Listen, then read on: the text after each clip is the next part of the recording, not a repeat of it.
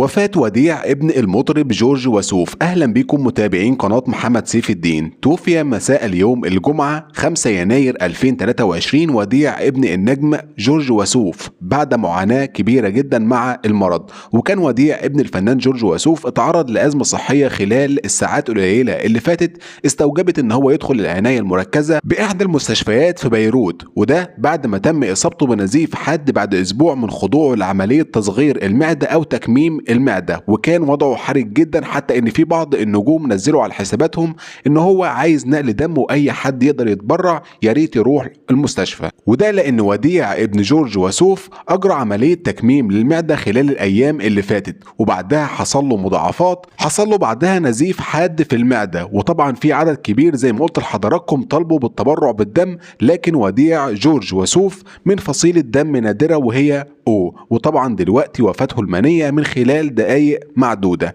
ما تنساش تعمل لايك للفيديو وتشرفنا باشتراكك في القناة.